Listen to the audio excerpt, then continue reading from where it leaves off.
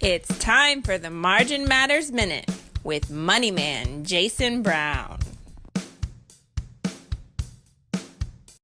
All right, welcome to another edition of the Margin Matters Minute. Today we're talking about New Year's resolutions and why we can never succeed in achieving them.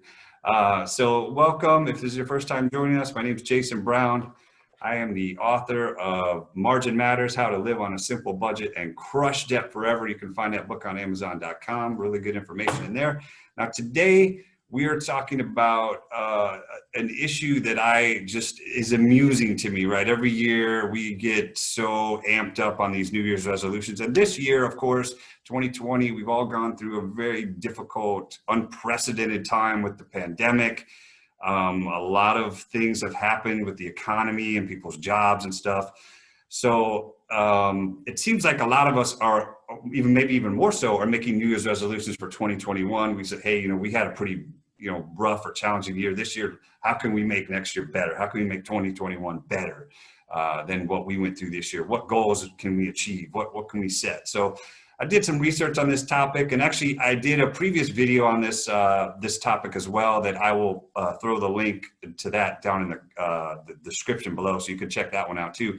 But this one, I did a little bit of research, and I found that a New Year's resolution success rate is only 8%, right? So only 8% of people who make New Year's resolutions actually achieve their goal. So, and to be honest, that was a little bit higher than I would have expected. I was expecting something maybe below 5%, just from what you hear and see people talk about. So today we're going to talk about why is that? Why is it so low? Why can't people achieve these goals? So I think one of the biggest issue why people can't achieve these goals is that our society and culture it's made up of instant gratification, right? So the microwave society, as people might call it. So we want everything right now. It has to be, done now, yesterday. I want it now, right?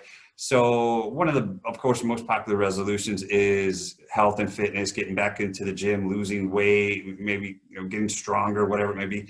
So you go to the gym, the gyms are packed for the first couple, 2 or 3 weeks, and maybe your goal is to lose 50 pounds, right? Well, you're probably not going to lose 50 pounds in 2 or 3 weeks. If you do, it's a very unhealthy way to lose weight.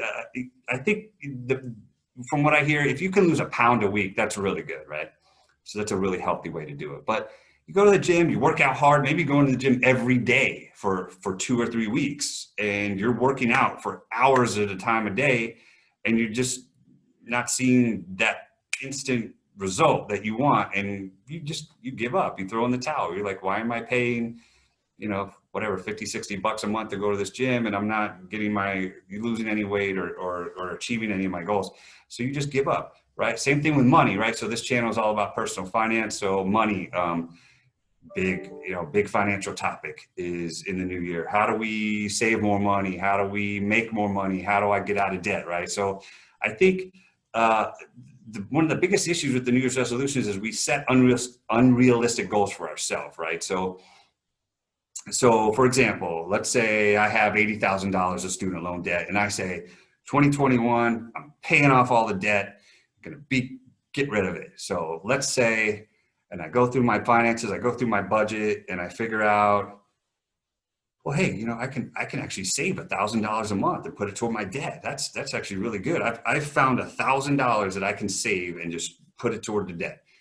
Well, guess what? That's only $12,000 for the whole year. And that's not anywhere close to $80,000 that you want to pay off in 1 year. So you look at that and you say, well, why even bother? Like, I'm not even going to try. Like, it's worthless. It's like, but actually shift that mindset around and say, hey, look, $1,000 a month is pretty significant. So if you can save that, maybe change your expectations, bring those expectations down, and say, make it a percentage. Say, hey, I'm going to knock out 20% of this debt this year, or whatever percent that you can do, 25% or 30%. Make it a percentage goal instead of a numerical goal, right? So that might be one way to look at it.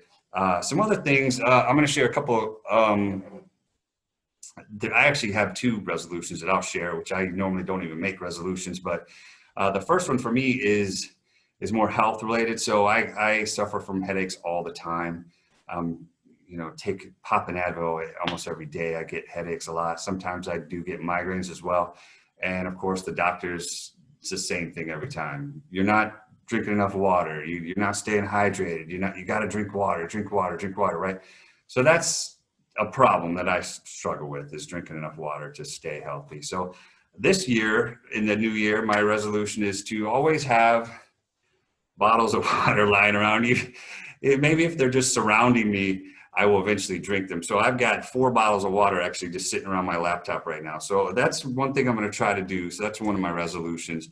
Now, the other one is in 2020, we were hit pretty hard with a lot of unexpected expenses that pretty much wiped out our emergency fund. We had an emergency savings account, and we were hit with some, we had a plumbing leak. We had a lot of home repair issues that happened as a result of that, flooding, water leak and stuff. So we had to pay thousands of dollars in repair expenses for a house.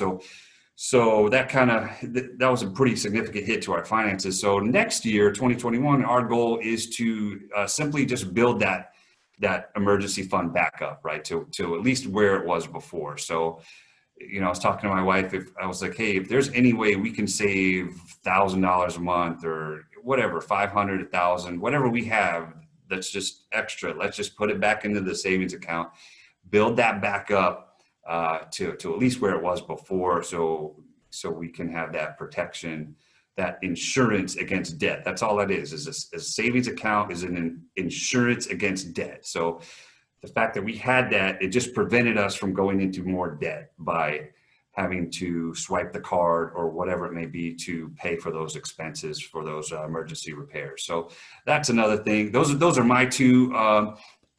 But another thing about the resolutions is that you want to make sure that you really just focus on maybe 1 or 2 things. Don't write a list of 20 things that, these are all the things that I'm going to accomplish. That's going to be a little too overwhelming for you to try to work through. Just maybe focus on 1 or 2 goals that are achievable, right? So set goals that you can realistically achieve.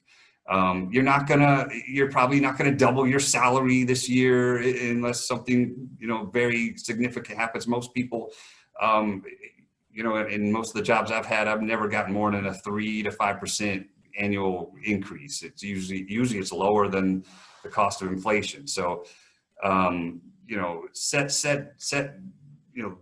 work on the expectations, maybe bring them down to a more realistic level. So those are some of the things I wanted to share with you.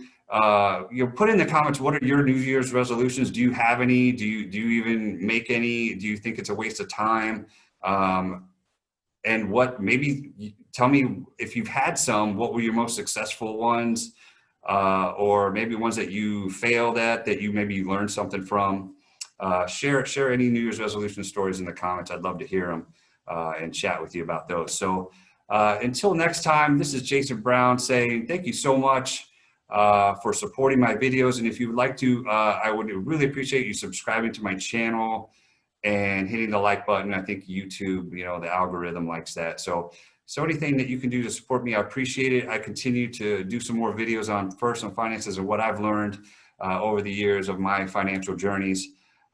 So check out my website if you'd like to learn more about what I'm doing. It's yourmarginmatters.com, and there you can subscribe to my blogs as well. So remember, this is Jason Brown saying, my favorite saying, it's not the amount of money you make, but the margin that matters the most. Thank you. We'll see you next time.